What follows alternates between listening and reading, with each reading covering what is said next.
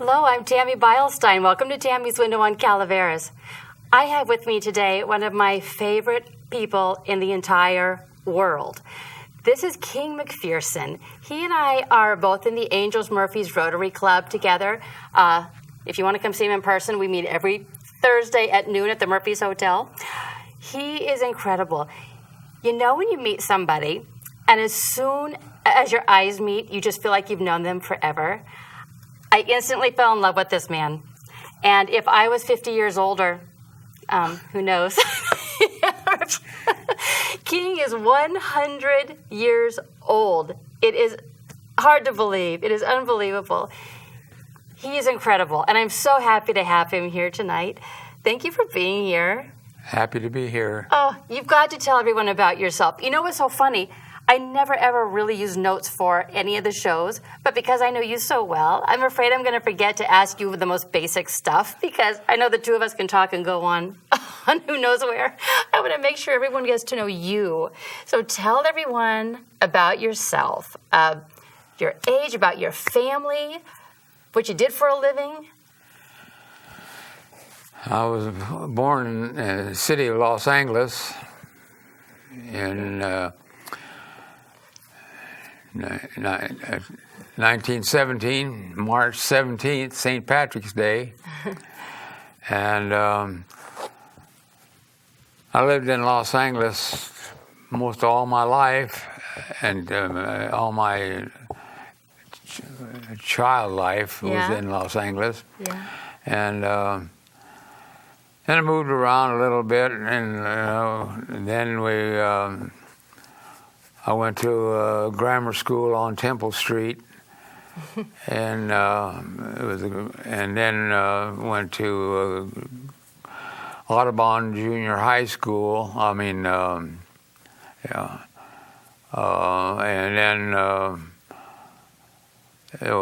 then I went to Manual Arts High School. Wow. And are you an only child? Pardon? Are you an only child? Yes. Yeah. And my father and mother, my father, he worked for the Southern Pacific Railroad, and my mother, she worked for Fanchon and Marco, who was in the theater business on the stage shows. What did she do? She was the head of the costume department. Oh, how fun. And she did that for years and years, and there was then the costume company was downtown Los Angeles, so I would go down there a lot, watch them, and all the girls and fellas, the dancers, and would go there to get measured up for their costumes and everything. Fun. And so. Did you ever think about going into show business? Well, I did, but my mother said no. Fanchon was a little gal. Her brother was Marco, and she said, asked me why would I like to go into the show business there with them, and I said, well, I have to check. So my mother said no. Why? She didn't, because it's a different life. It's a different world. And so, but anyway, then after junior high school, I went to Manual Arts High School in Los Angeles, down on Santa Barbara and I think it was Vermont Avenue. And then in 1932, earthquake damaged our auditorium. Oh. So when I was ready to graduate, we went to USC, which was only 3 blocks away from us, okay, at the school, and so I was there for the graduation in USC, and then I went to the 1932 Olympics in Los Angeles. Oh my gosh! And I had a season pass for the ticket. That is so cool. And I wish I'd have saved that pass and everything that we had. Man. And I remember he was a miler. And they had a story about him on the TV. Yeah. And he was in a Japanese interned camp. Oh, really? Everything, and I can't think of his name right now offhand, but anyway, he was. They made this movie about him and forget the name of the movie. I've got the book at home. Yeah, that's all right. And but anyway, and so I graduated from the. And I had a scholarship for track and field to Occidental College. Okay. My head coach was an alumni of Occidental. Mm-hmm. And after attending there for about a week, they called me in the office and told me I was short a credit. So. Oh, I thought you meant short. And so I have to. Thank you very much. What does that do with anything? So I went back to Santa Monica Junior College and made up my credit and everything. Oh. But I got tired of going to school, so I went to work for the Security First National Bank as a gopher, and they transferred me to different departments. I was in the bookkeeping department, and then in the mornings, they sent me over to the clearinghouse where they had the deliver checks. Yeah. All done by computer now. Right. But then we had package checks, so I'd get a taxi cab, and I'd go all over the city, downtown Los Angeles, all these different branches, and deliver the checks. Whoa! I never even thought of that. And the clearinghouse is just a block and a half down from. It was between 7th and 6th on Spring Street, and my office was on 5th and Spring. Your memory blows me away. Go on. Your memory blows me away. Go on. And so then I was going to get married. So how did you meet your wife? Well, we went to high school together, and I asked her to go to I had met her, and then I asked her to go to the graduation at USC, and she agreed. And then I was working at the Lee Mart Theater, and I was in charge of the parking lot in back. I worked at nights there, and when I was going to high school, and a buddy of mine who was an usher in the theater inside, he said, "Hey, King," I said, "your girlfriend Winnie, she's engaged to be married." And I said, "Oh?" So anyway. Was she really? Huh? Was she really? Yeah. And so she knew, I knew about it when we went to the graduation and everything, and I was a little upset, but she knew something was wrong. But anyway, I never saw her again after the graduation. Okay. And then about a couple of months later, a buddy of mine says, let's go back to Manual on a Friday night called a sock hop. Yeah. And so I said, yeah, okay. So him and I went to the gym, for the sock hop. Yeah. And and I heard a voice behind me, "Hi, King," and it was Virginia, Winnie's sister. Okay. And she says, "Winnie's over there. She's not going to get married anymore." Good. And so that's when it started. Oh. And what did you like most about Winnie? What was it that made you know she was the one? She was a beautiful girl, lawful, nice disposition. Aww. And she's just a nice person. Yeah. And so I liked her right away. That's so neat. So she knocked your socks off at the sock hop. Oh, yeah. Anyway, we were married in September 10th, 1937. Oh. In the Wilshire Methodist Church on Wilshire Boulevard in Los Angeles. And so I worked for the bank, right? And then they transferred me to a town called Montebello in Southern California. Mm-hmm. And it's about 10 miles east of Los Angeles and out towards about 5 miles west of Whittier, on Whittier Boulevard. Uh-huh. And so I didn't have a car then. So I took the streetcar and then took the city bus to the bank in Montebello.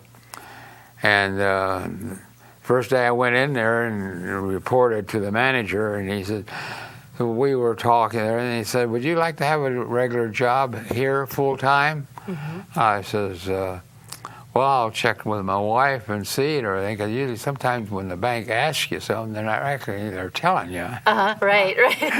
So anyway, we decided to move to Montebello, and he said, "Well, you need a place to live. Go down and see the funeral director, Henry Moritz, and he has an apartment over his home, which is across the street from the mortuary." Okay. The mortuary is on 913 Whittier Boulevard, and across Whittier Boulevard there's a side street called Spruce Avenue, uh-huh. and there's a service station on the corner, and then the funeral director's home was there, right. and there's an alley here, and the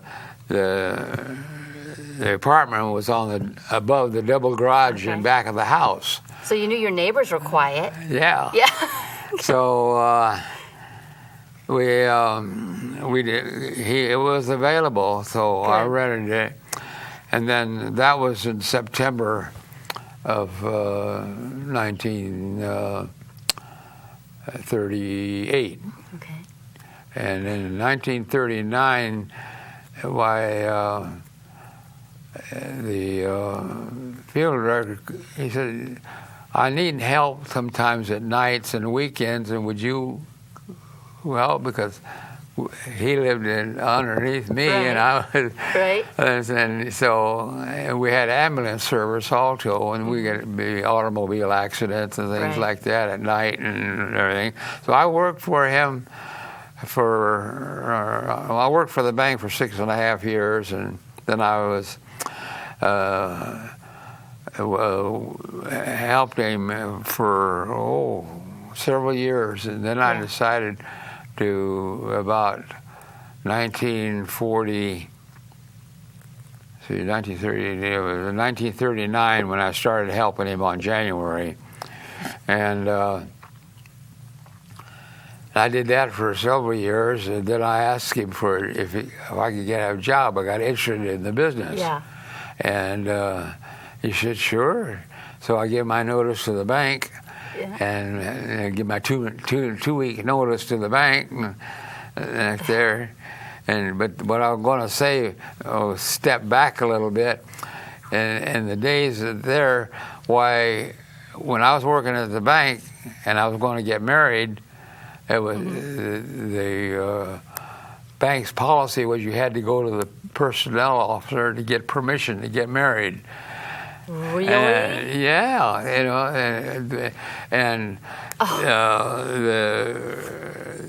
the wife or the husband could not work for a bank. Today, I think that they can't work at the same branch. Same one, yeah. But then it was you couldn't be in a bank. So my wife, she quit her job with the California Trust Company, and of course we were married anyway, and so I told the personnel manager, I said, well, I know what the policy is, but I said, I'm getting married. And he said, you may not be with the bank too long. But so I went and told my boss, Mr. Winston was a cashier, vice president, and he said, don't worry about it. She said, you're all right. He said, and everybody at the bank was at the wedding. Oh, that's so cool. And, you guys had to be an amazing couple. Oh, it was. Together. And so we, did you end up going to mortuary college? Yes. Okay. And at the time, was there just the one in Los Angeles and one in San Francisco? Yes. Just two of them. But you lived right there. Yeah, I went to one in Los Angeles. It was on Figueroa Boulevard. Okay.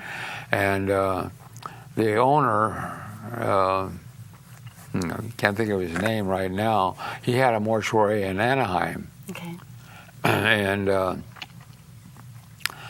And so that after I graduated from the mortuary college, and a couple of years later, he donated or gave the school to Fullerton Junior College in Fullerton, because his mortuary was in Anaheim, and so that's, as far as I know, it's still there.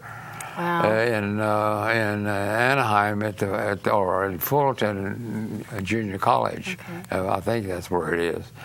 Or one of theirs. So what happened to get you from Los Angeles to Calaveras County? What a move that is. I was in the mortuary business for 50 years, but in 1962, Mr. and Mrs. Moritz, the owners of the mortuary, set up a living trust as myself and my wife as the beneficiaries of the trust. Okay. So when they died, they had no family, but they each had a sister, I believe, but they were adults, so, like 70 years old, something like that. So he left the mortuary and the business and the property and everything to the wife and I. Yeah. And I'd been there probably, it was in 1962, and I went to work for him in 1940. Okay. Yeah, a long time. So I stayed there for a while, and I figured, 50 years is a long time, and I thought I thought I'd like to be on my own and on my own time, because that's a 24/7 yes, it is. business, and you're familiar with it, and you know how close you have to be with that, especially with an ambulance service too. Yeah. Well, we finally in 1962, we sold the ambulance company, a part of the business, and was just the mortuary there.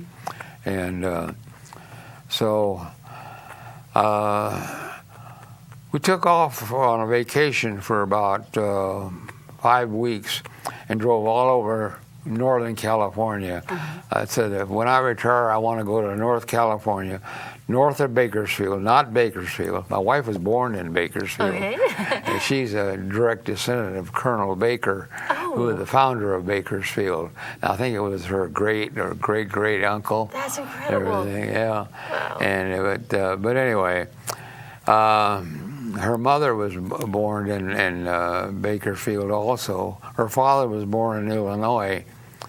And but you guys came on a vacation out here then? You just I just drove all over up to Redding and Weaverville on the mountains, and just all over, and Alturas, back and forth across. And my oldest daughter, who lived in Sonora at the time. And so we was visiting with her, and I read an article about Murphy's, California. Yeah. So I told the wife, I said, well, let's go over and visit with, look at Murphy's. That sounds very interesting. So we did. And going into Murphy's, there was a big sign on the left of the highway. It said Forest Meadows, gated community, a golf course, and everything there. So, beautiful. So we stopped in Murphy's downtown and had a sandwich at the Peppermint Stick, and now they've changed it. It's going to be another wine tasting. Oh, is it? Place now, so we don't need it. We got 20 or 25 of them the wine already. Tasting? Yeah, there's a lot. And so anyway, we went up to Forest Meadows, and we had to go to the gallery to get in because of the gate. And so real estate salesman took us in and showed us around. Couldn't find a place there, but he says, so I give him my phone number. I said, well, you can call me and everything, because we fell in love with it up there. Aww. So we, about 2 or 3 months later, he called me and said they had a place for sale, a lot. And so I said, made an offer, and they accepted. Perfect. So but then when I went up in 1980, that was in 1980. In 1983, I went up to arrange to build a house on the lot. Yeah. Well, across the street from us, when they built a duplex on the corner, and that killed our view. Aww. And I didn't think about it at the time I bought the lot. Aww. And so I said, no, I don't want to build here. So the fellow said, we have a house that just come on sale. The house is a year old, and it was built for a family, but they decided they didn't want to live up here. They want to go back to Aptos, and she liked to surf fish. And so they had a son who lived up in Avery. And so anyway, we made an offer, and they accepted, and then we moved in April 6th, 1984. Okay.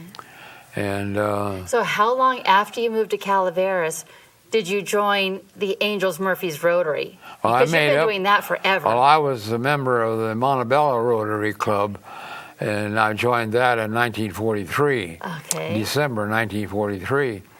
And so I made up at Angels Murphy's Rotary Club on July of 1980, and their charter was chartered in February of 1980. Whoa! And so every time I was up there, I made up at the club, and then when I moved up there, then I joined the club and officially joined the club in it was in May 1984. Oh, I am so glad you did.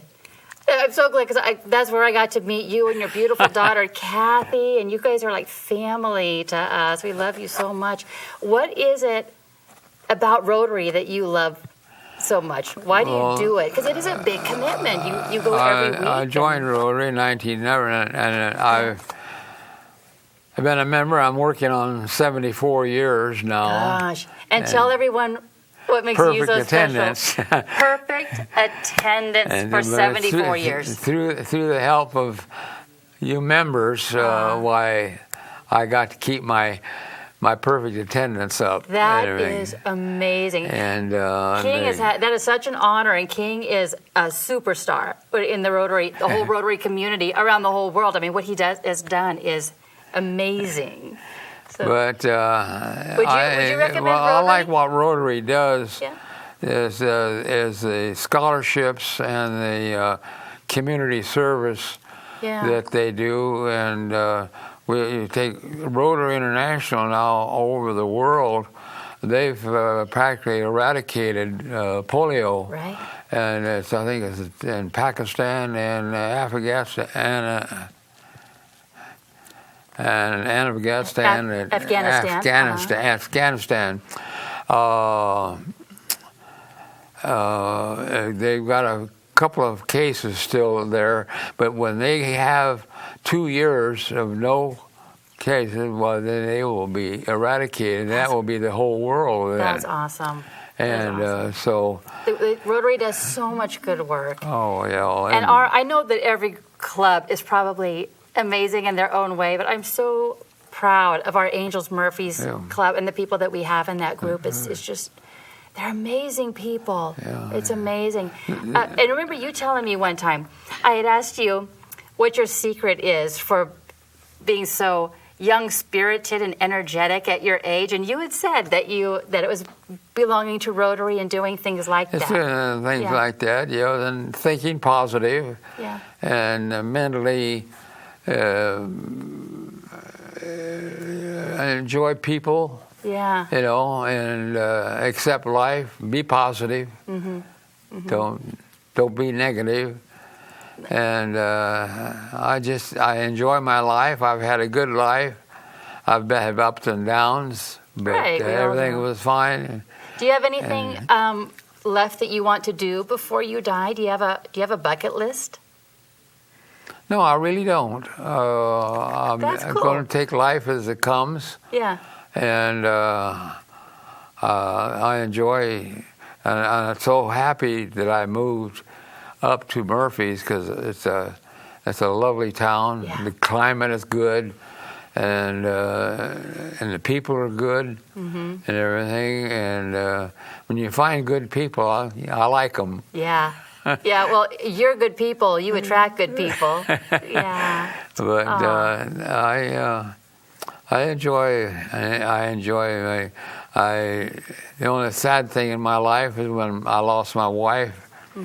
In 2012, in January, and my oldest daughter, Deanna, she died in 2008 from melanoma. Oh. She was a blue-eyed blonde, and she liked out in her sun. Her and her sister, Kathy, they lay out in the sun, They didn't have sunblocks in those days. They used baby oil. Right. We did too, with the tin foil like this to intensify it, like we needed to do that. It was crazy. It was crazy. And and now you live with your daughter, Kathy, and Murphys. Yeah, we sold the house in Forest Meadows because it was too big. It was 3,400 square feet, 3 stories, for 2 people on the canyon side and sandalwood. Wow. And so we live in a community of Murphys Diggins. We have a nice place, 1,832 square feet. It's beautiful. I love your place. So comfortable. And we're on the high end of the park. Yeah. And I like it there. It's quiet, and people are nice and everything, and it's a nice place to live. Oh, wide streets. Yeah. Can you believe we are out of time? Did that fly by? We're out of time. I have to say goodbye, but wouldn't you all love to have King back? I would love to have you back to tell us more about your life and your history. I want to hear from you how Calaveras has changed from when you first got here to the way it is now, and there's so many more things I wanted to ask you. So please come back. And if any of you are interested in hearing more about our Rotary, meeting King in person, please join us at our Angels Murphys Rotary Club. We meet every Thursday afternoon at noon at the Murphys Hotel. We're normally upstairs, so just come on over. You're invited to join us. We'd love to meet you. Thank you so much. Thank you for doing this. You're welcome. Thank you. I'll see you guys next time on Tammy's Window on Calaveras.